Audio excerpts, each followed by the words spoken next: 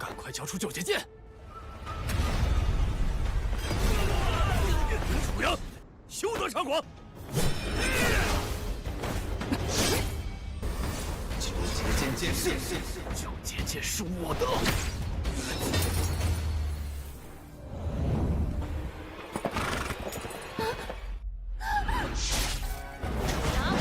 哪里走？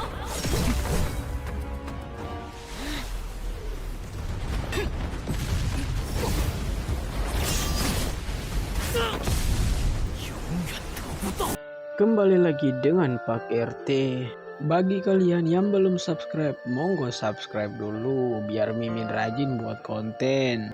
Di kesempatan kali ini, Mimin akan membahas donghua terbaru yang berjudul Transcending the Nine Heaven. Di video ini menceritakan sebuah kisah tentang seorang pemuda yang bernama Chuyang. Pemuda ini hidup di dunia bela diri pedang yang disebut 9 pedang kesengsaraan. Pada awalnya kisah ini dimulai ribuan tahun yang lalu, yang dimana para master tingkat tinggi yang bertarung. Namun pada akhirnya semua master pun punah dan menyisakan sebuah pedang yang bernama pedang 9 kesengsaraan. Namun pedang ini sudah menjadi 9 pecahan yang tersebar di seluruh benua, sampai muncullah seorang pemuda yang bertekad untuk menyatukan semua pecahan dari pedang tersebut.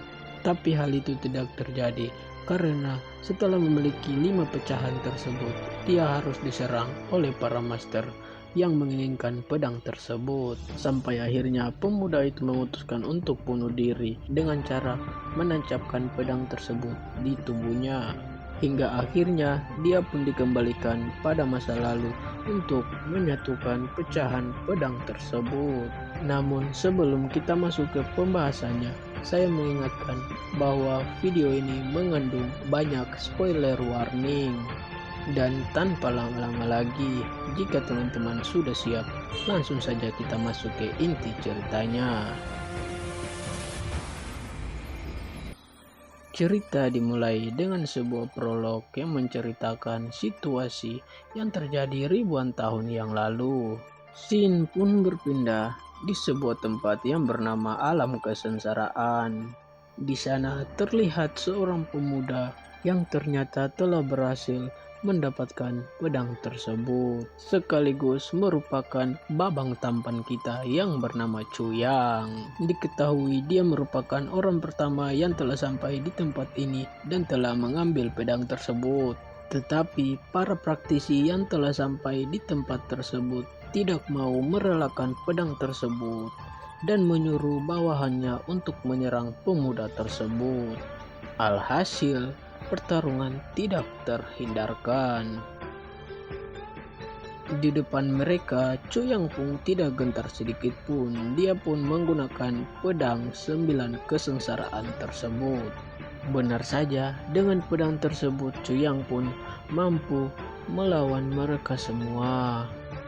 Terlihat mereka pun masih melakukan pertarungan, tetapi pada akhirnya Chuyang pun mampu mengalahkan mereka semua dikarenakan semua musuh sudah habis.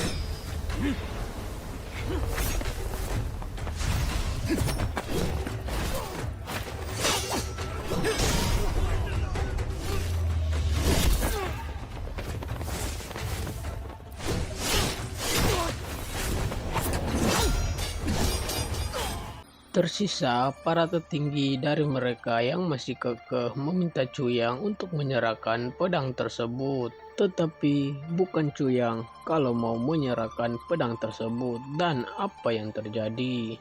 Chuyang pun mengeluarkan kekuatan pedang tersebut. Dia pun terbang dan membantai mereka semua.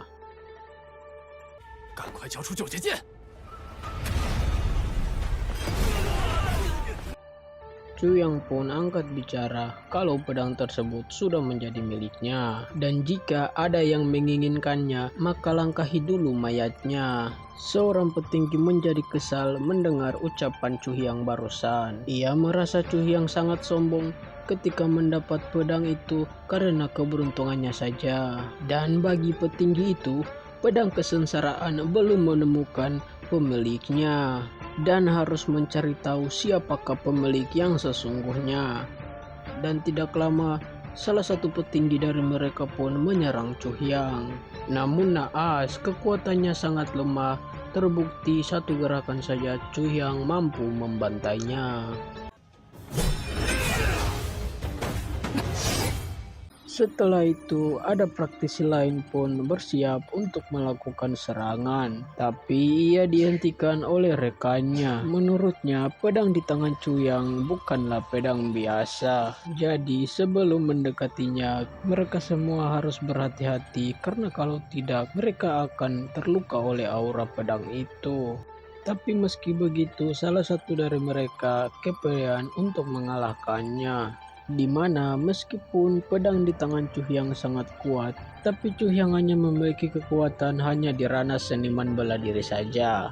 Jadinya mereka pun memutuskan untuk bekerja sama untuk mengalahkan Chu Hyang, yang mana kepemilikan pedang tersebut akan dibicarakan setelah mereka benar-benar mengalahkan Chu Hyang. Alhasil mereka pun sepakat dan pertarungan pun dilanjutkan. 那九节剑是九重天第一神兵，九节剑虽锋利无比，他必将首尾难攻。区区武尊，就追杀至此，不配死！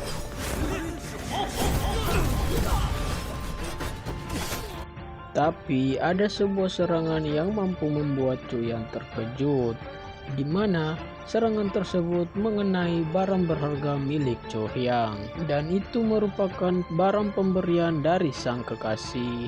Dan kita dibawa kepada flashback di mana benda itu diberikan kepada Chu Hyang. 九节剑是我的。 Hal itu dimulai ketika dia sedang berlatih dan bertemu seorang perempuan yang bernama Mo Qingyu. Dia merupakan kekasih Chu Hyang yang selalu mendampinginya dimanapun dia berada. Tapi saat ini mereka berdua pun harus berpisah. Dikarenakan Chu Hyang harus melatih teknik pedangnya yang berkaitan dengan teknik pikiran. Di mana untuk bisa menguasai pemahaman 3 kesengsaraan penghancur. Salah satunya harus melepaskan cinta. Jadinya dengan begitu, Chu Hyang memutuskan untuk mengakhiri hubungannya dengan kekasih. Tentu saja ini merupakan keputusan yang sulit, membuat Mo Qingyu yang mendengarnya hanya bisa pasrah dan pergi dari tempat itu. Di perjalanannya, Qingyu menemui seorang praktisi yang tiba-tiba menyerangnya, membuat Chu Hyang yang merasakannya pun auto menghampirinya. Di saat itulah perpisahan mereka pun terjadi, dengan Qingyu memberikan sebuah tanda mata berharap Chu Hyang bisa terus mengingatnya.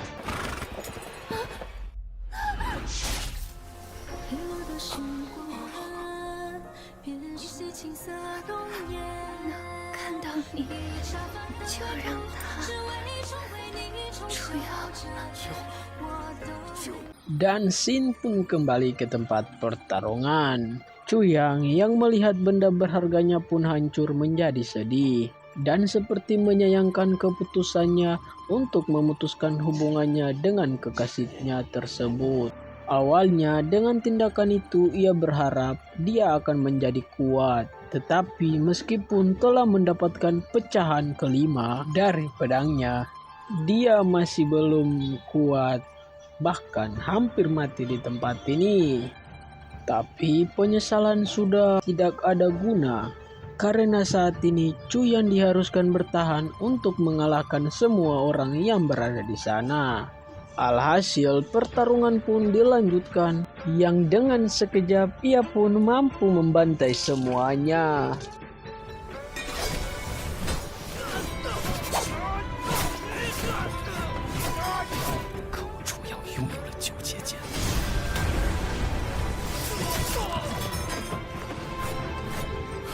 Akan tetapi pertarungan pun belumlah selesai, karena selain dari para bandit, ada 3 praktisi yang kini menyerang Chu Hyang. Mereka merupakan praktisi di tingkat raja.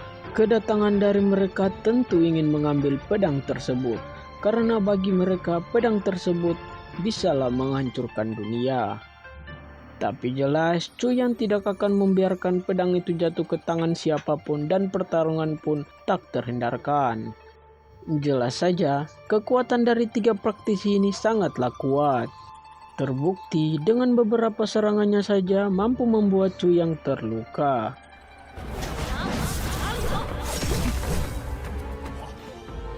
诛杀楚阳，用这偷袭的手段。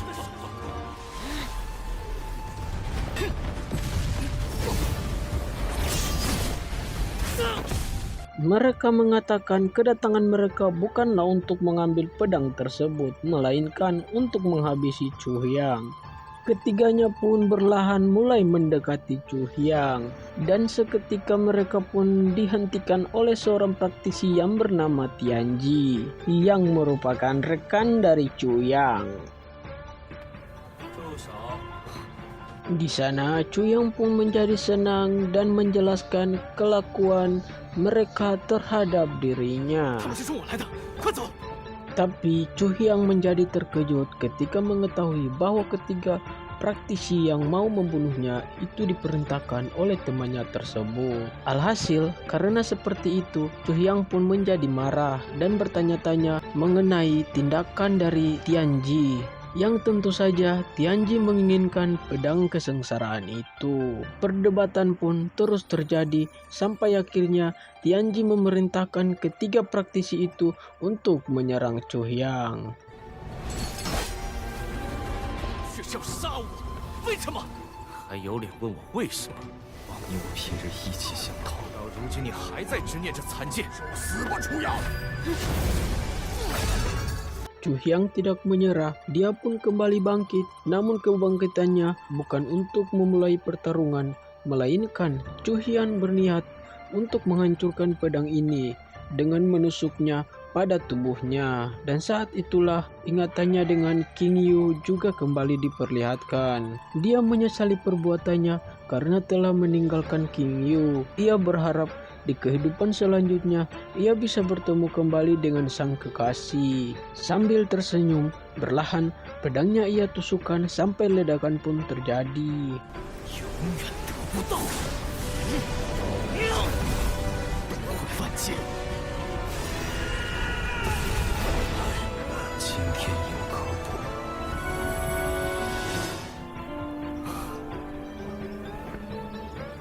是王父了。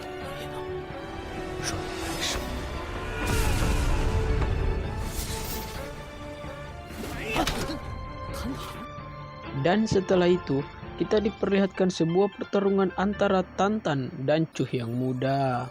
Pertarungan pun dimenangkan oleh Tantan, dikarenakan Chu Yang mendapati gangguan dari seseorang. Tantan merasa sangat senang karena akhirnya dia mampu mengalahkan Chu Yang. Tapi dia merasa bersalah karena Chu Yang seketika menghilang.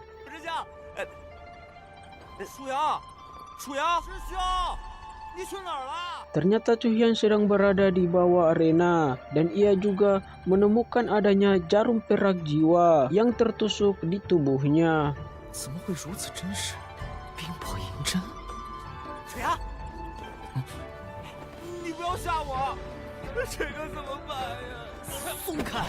Di sana Tantan masih sangat senang karena dengan kemenangan barusan ia berharap bisa dipilih oleh sang guru untuk mengikuti kompetisi yang akan dilaksanakan sebentar lagi. Chu Yang merasa tak menyangka bahwa setelah melakukan pertarungan melawan 3 Master Raja, dia belumlah mati dan malah dikirim ke masa lalu di mana saat dia masih muda. Tentu di kehidupan kali ini dia tidak mau menyia-nyiakannya lagi. Selain itu, Chu Yang pun memeriksa tubuhnya yang sempat ditusuk oleh pedang kesengsaraan, yang dimana alih-alih terluka, ia malah mendapatkan sosok pedang 9 kesengsaraan yang telah mengikutinya.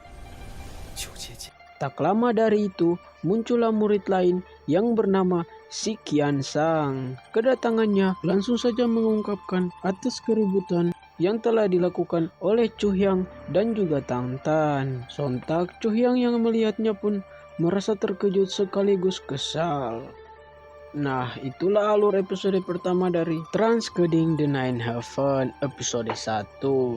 Bagi teman-teman yang belum subscribe, Langsung saja tekan subscribe untuk mendukung channel Pak RT ini biar Mimin rajin buat konten. Next, Mimin undur diri.